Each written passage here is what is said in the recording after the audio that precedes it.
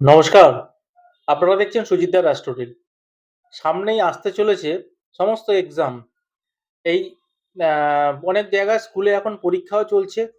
December মাস বা মাসের শেষের দিকে হয়তো পরীক্ষাগুলো শেষ হয়ে যাবে।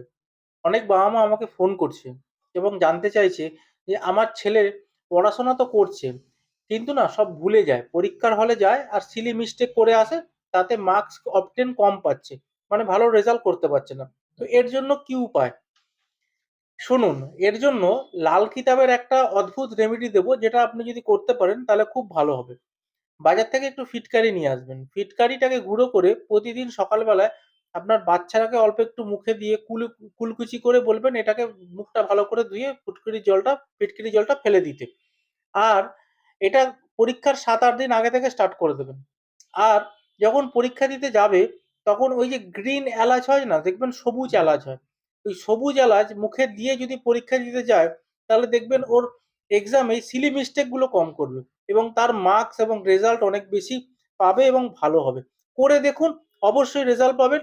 লাল কিতাব রেমেডি, ছোট ছোট রেমেডি, কোনো পয়সা খরচা হয় না, কিন্তু উপকার মারাত্মক হয়। বিশ্বাস রাখুন, চেষ্টা করুন। কেমন রেজাল্ট পেলেন, এক্সামের পর কেমন এক্সাম হলো, অবশ্যই আমাকে কমেন্ট করে জানাবেন।